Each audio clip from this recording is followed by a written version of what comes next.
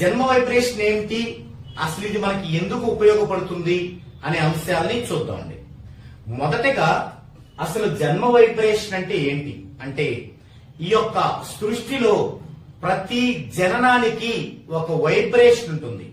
అంటే ఇక్కడ మనకి భూమి మీద ఒక వస్తువు కదలాలన్నా, ఒక వస్తువు పైనుంచి కిందికి రావాలన్నా ఒక రకమైన కంపనాలు ఉంటాయి అన్నమాట ఆ వస్తువుకు సంబంధించి.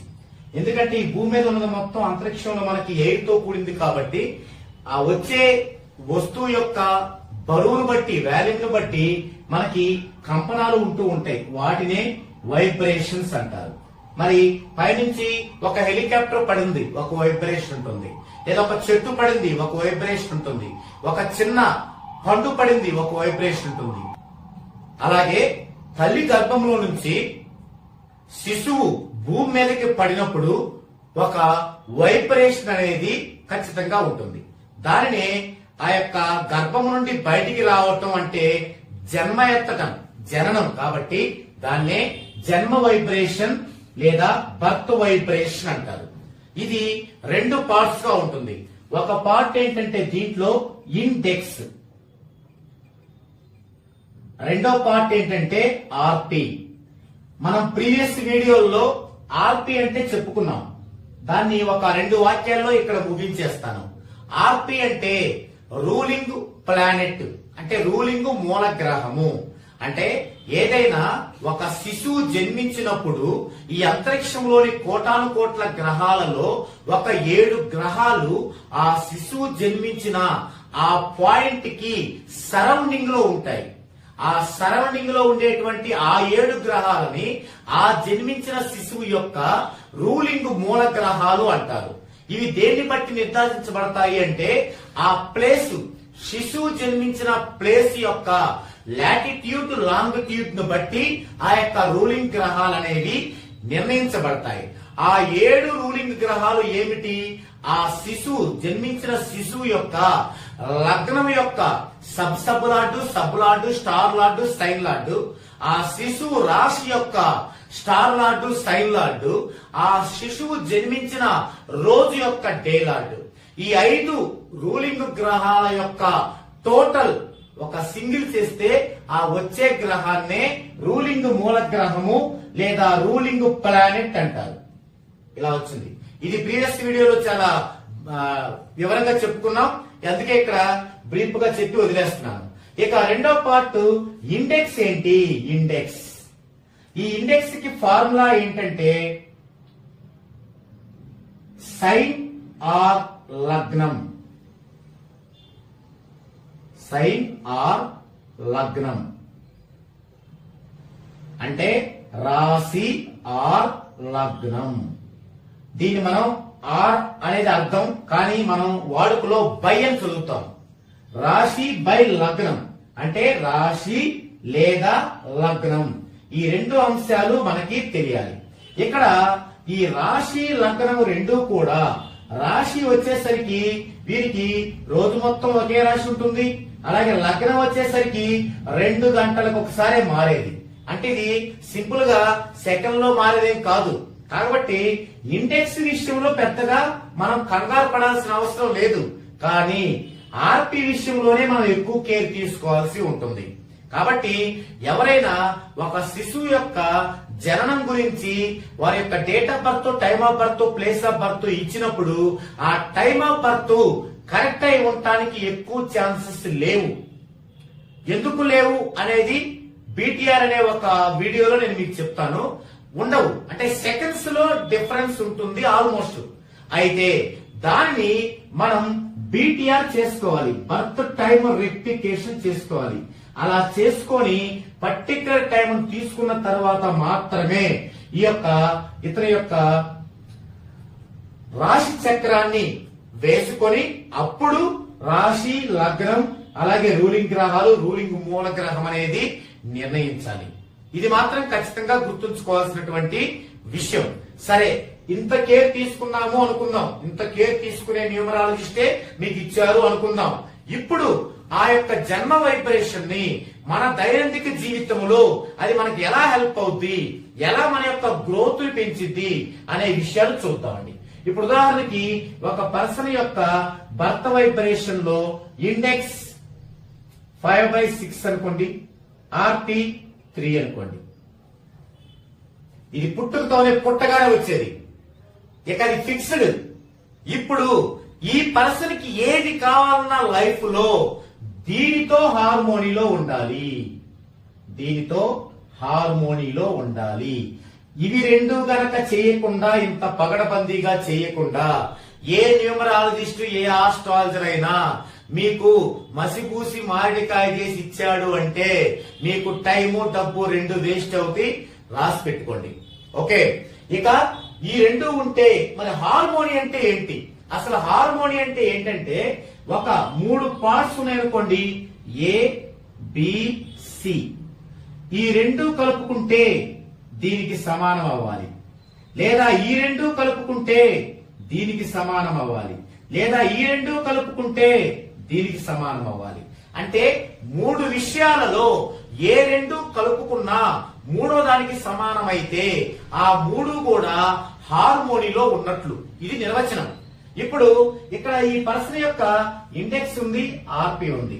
ఇప్పుడు ఈ పర్సన్ పుట్టగానే ఇతనికి ఒక తల వెంట్రుకలు తీయాలి అంటారు, లేదా నీళ్లు పోయాలి అంటారు. ఓకే, ఏదో చిన్న చిన్న సందర్భాలు వస్తాయి. ఏ సందర్భం ఏం చేస్తాం మనం? వెంటనే ఒక పురోహితుని దగ్గరికి వెళ్తాం, ఒక చిన్న పంచాంగం చూస్తాడు, ఇలా ఆ తిథి ఈ పక్షం మంచిది చేయండి అంటాడు. ఇది చాలా తప్పండి. ఒకానొకప్పుడు ఏమీ తెలియనప్పుడు ఆసరాగా పెట్టుకున్నాం. ఇప్పుడెందుకు? మన పిల్లల భవిష్యత్తుని అక్కడి నుంచే మనం డ్యామేజ్ చేసుకుంటూ వస్తున్నాం. మరేం చేయాలి చూడండి. ఇప్పుడు ఈ శిశువుకి లక్కీ నెంబర్స్ ఉంటాయి, లక్కీ నంబర్స్, హార్మోనీస్ ఉంటాయి, ఆర్బిటాల్ థియరీ ఉంటది. ఈ 3 ఉంటాయి. తర్వాత 4వది లక్కీ టైం పీరియడ్ కూడా ఉంటుంది. ఈ 4 ఉంటాయి. ఇప్పుడు మనం దీని ప్రకారం ఇక్కడ వీరికి శిశువుకి స్నానం చేపించే రోజేది అన్నప్పుడు, ఉదాహరణకి లక్కీ నెంబర్స్ లో 1 ఉంది అనుకుందాం. ఒక రోజు యొక్క డేటు, మంత్, ఇయర్ మొత్తం కలుపుకొని సింగిల్ చేస్తే 1 వచ్చింది. లక్కీ నెంబర్ ఉంది కాబట్టి ఇది మంచిదే. అయితే మరి ఇది వీరికి హార్మోనీలో ఉండాలి.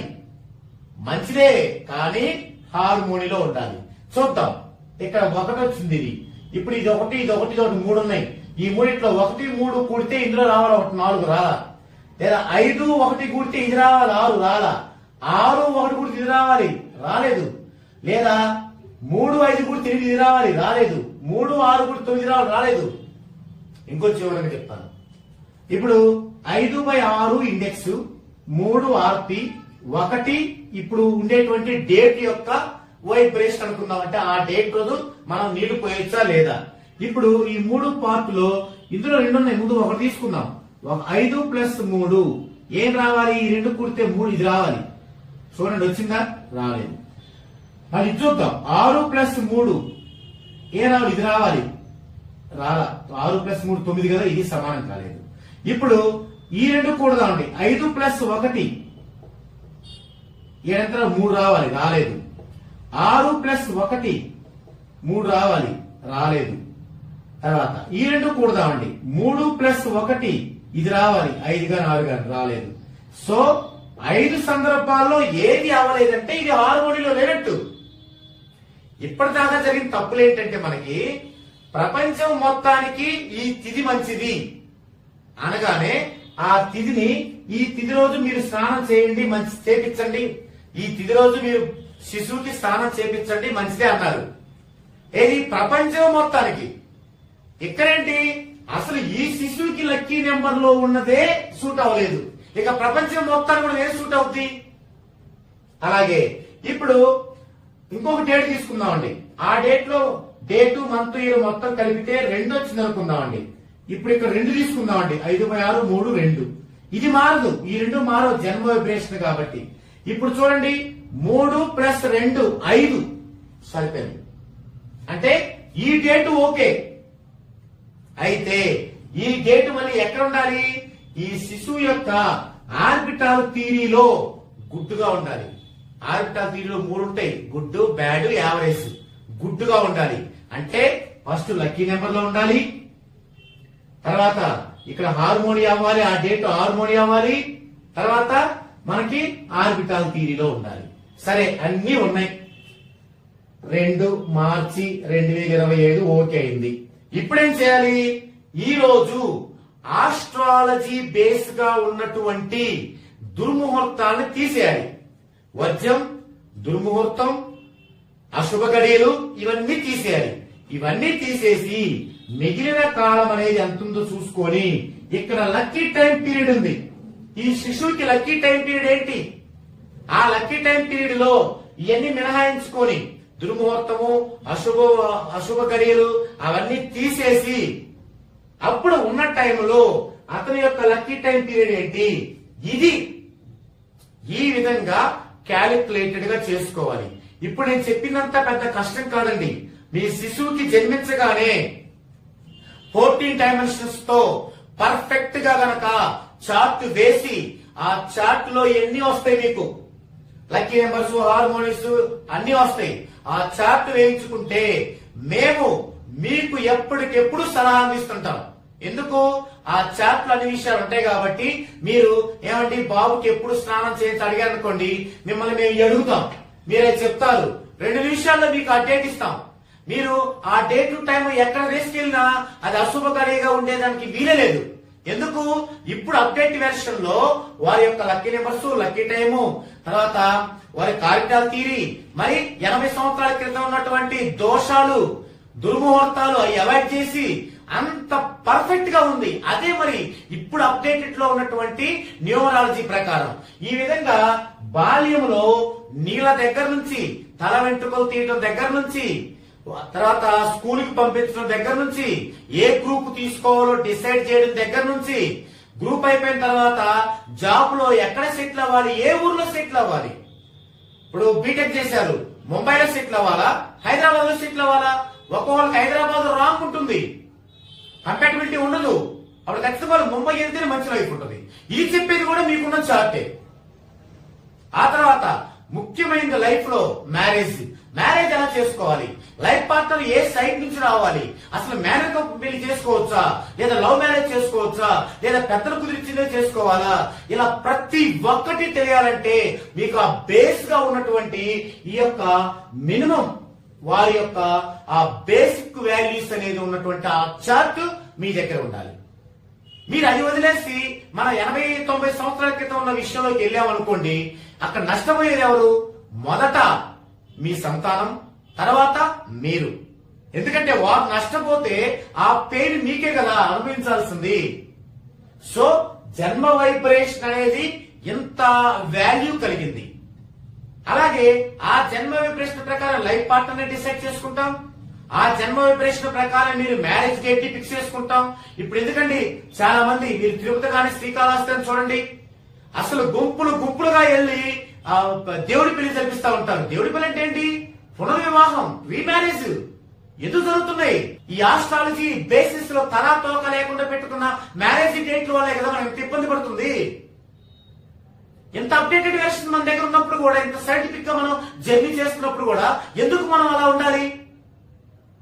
కాబట్టి మనం ఇప్పటికైనా సరే ఒక స్పృహలో మేల్కొని మన లైఫ్ అంటే ఓకే, ఇక మన పిల్లల లైఫ్ ఏంటి, మన పిల్లల యొక్క రేపటి భవిష్యత్తు ఏంటి?